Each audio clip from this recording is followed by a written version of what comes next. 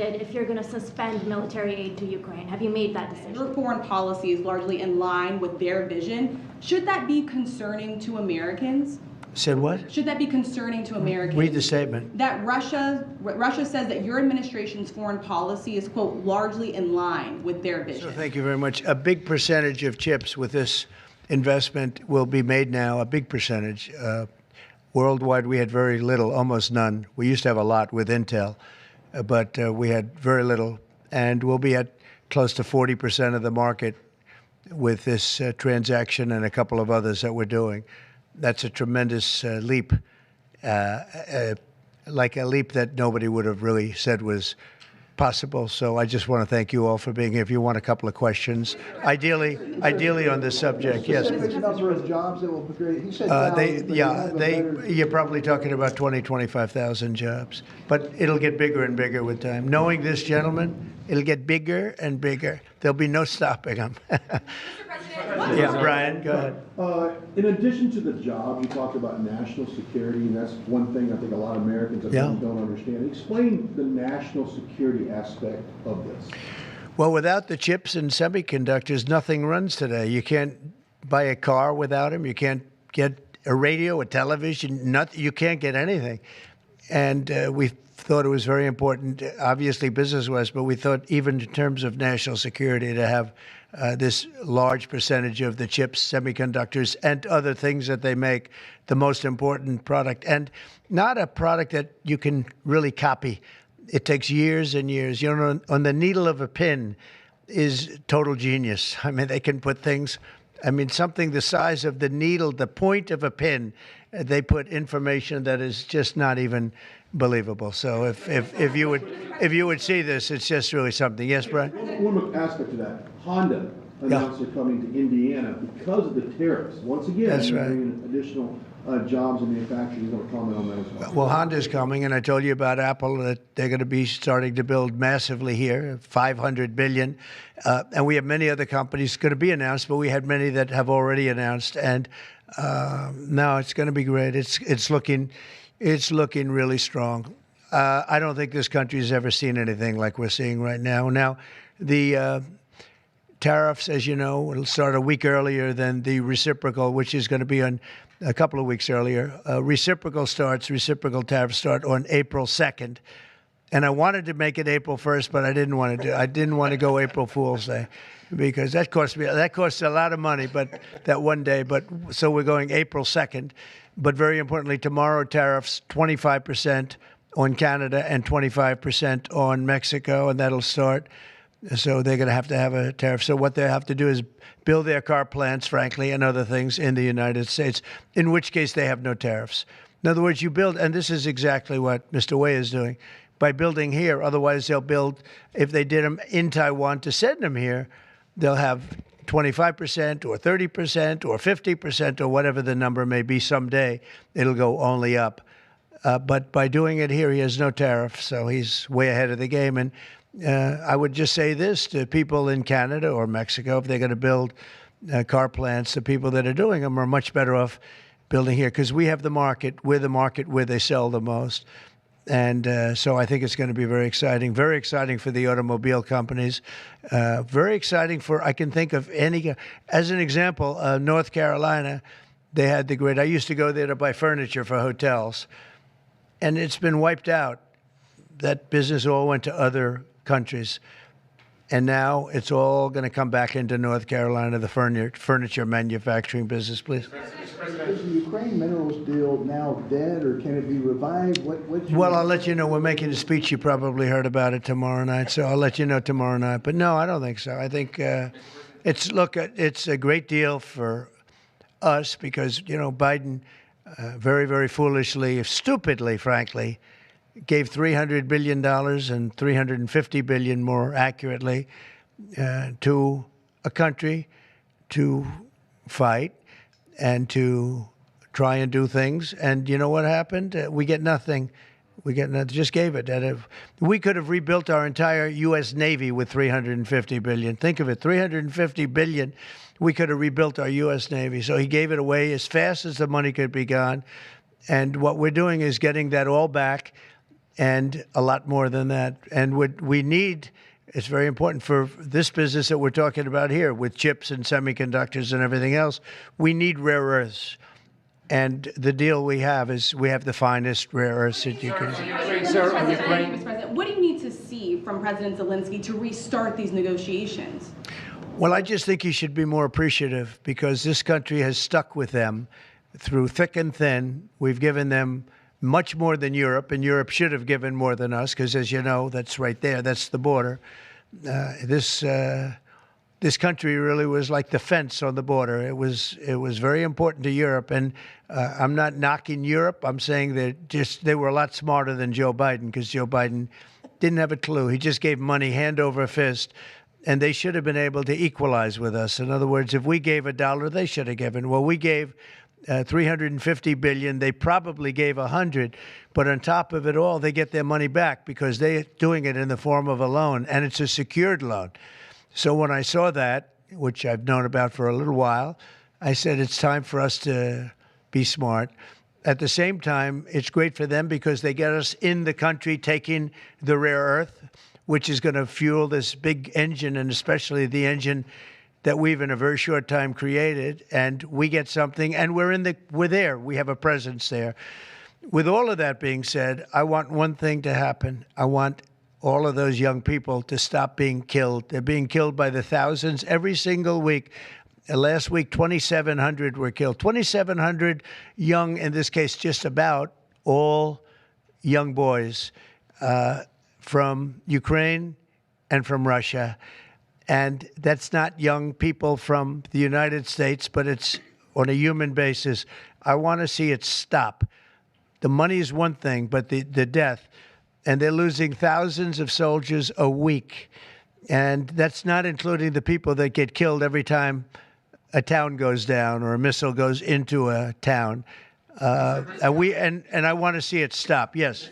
Are you considering canceling military aid to Ukraine? And can we get a reaction to what the Prime Minister said, that your administration is bringing U.S. worldview in alignment with Moscow's? So this is a deal that should have never happened. This is a deal that would have never happened. And it didn't happen for 4 years. It didn't happen. It was never even close to happening. If I were president, it would not have happened. And October 7th would not have happened in Israel. And inflation wouldn't have happened. And Afghanistan, disastrous, the way they withdrew. Not the fact that they withdrew, but the way they withdrew would have never happened. And we would have had Bagram right now instead of China having it. It was 1 hour away from where China makes their nuclear weapons. We would have kept Bagram, with one of the biggest air bases in the world. All of these things happened, and it's a shame. But it is what it is, and now we're here. I want to see it end fast.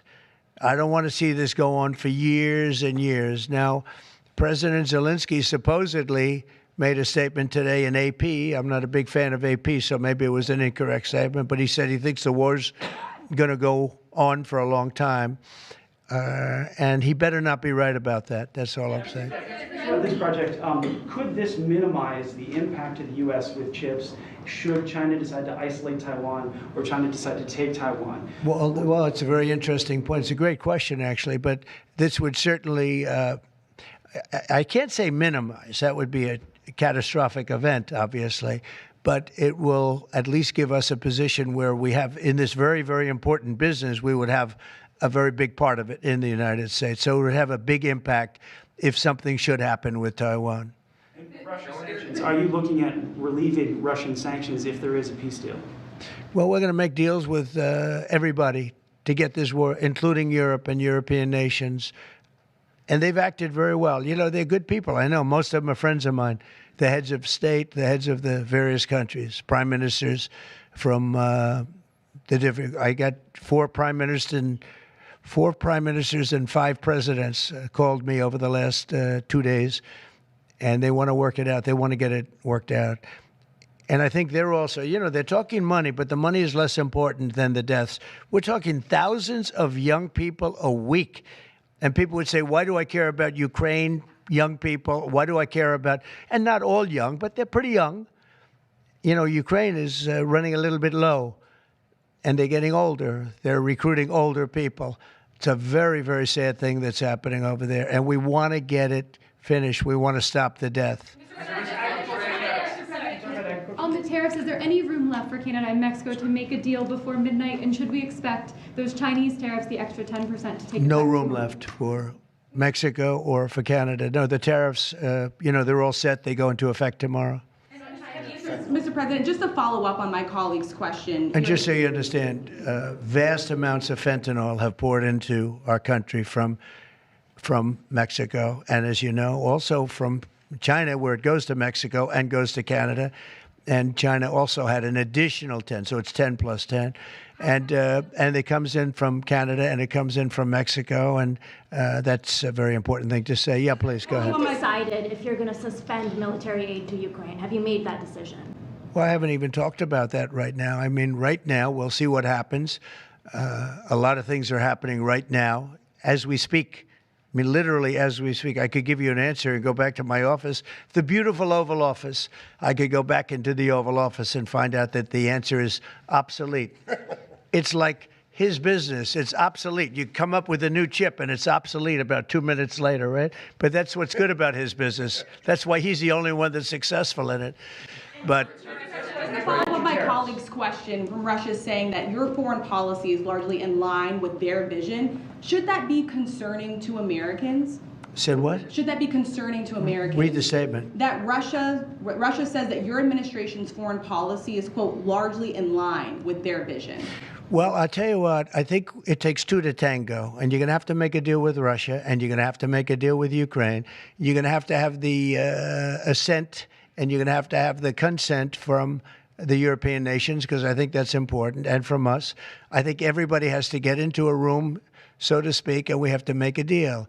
And the deal can be made very fast. It should not be that hard a deal to make. It can be made very fast. Now, maybe somebody doesn't want to make a deal. And if somebody doesn't want to make a deal, I think that person won't be around very long. That person will not be listened to very long because I believe that Russia wants to make a deal. I believe certainly the people of Ukraine want to make a deal. They've suffered more than anybody else. We talk about suffering. They've suffered. But if you think about it, under President Bush, they got Georgia, right? Russia got Georgia. Under President Obama, they got a nice big submarine base, a nice big chunk of land where they have their submarines. You know that, right? Crimea.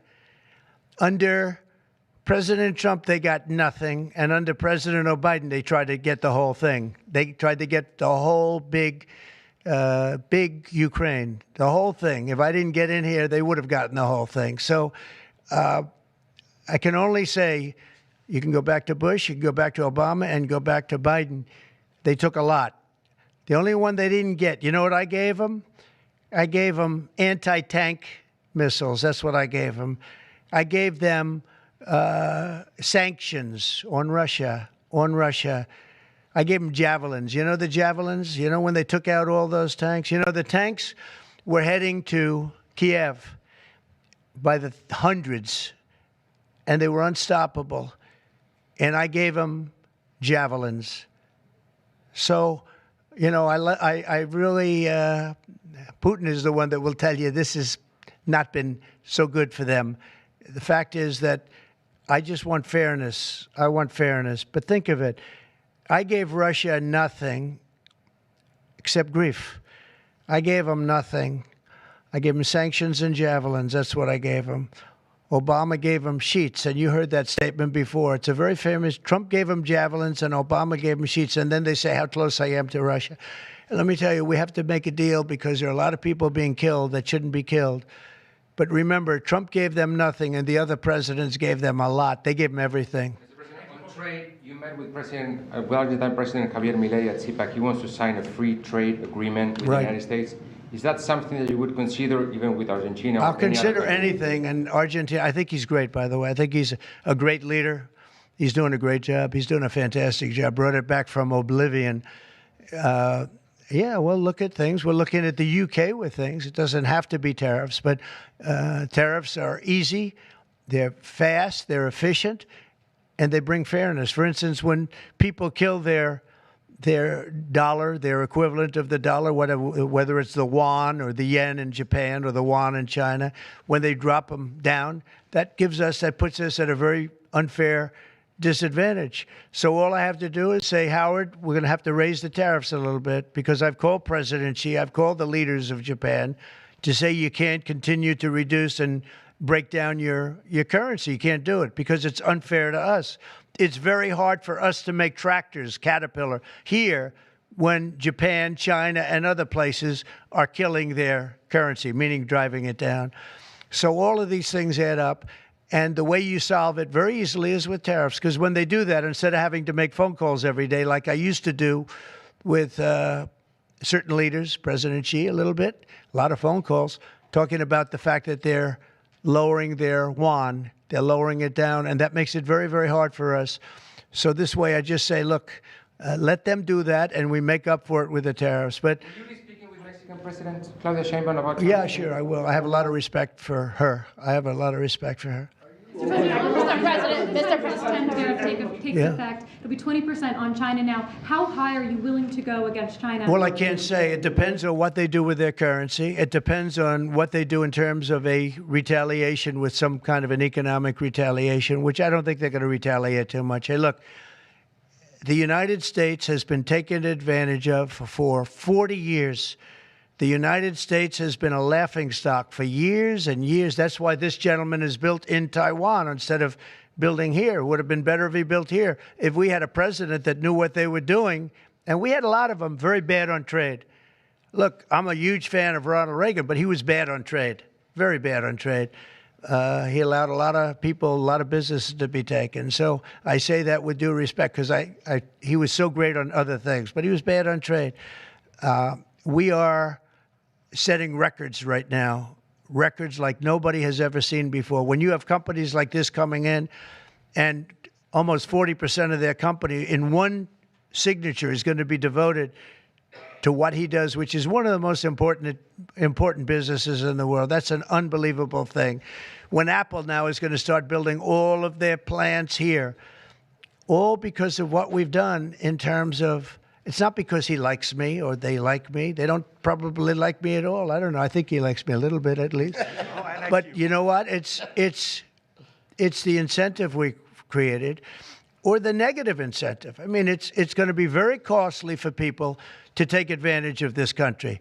They can't come in and steal our money and steal our jobs and take our factories and take our businesses and expect not to be punished. And they're being punished by tariffs. It's a very powerful weapon that politicians haven't used because they were either dishonest, stupid, or paid off in some other form. And now we're using them. Have you spoken with President Xi? Say it. Have you spoken with President Xi about this? I don't want to tell you that. Thank you very much, everybody. Thank you. Thank you very much.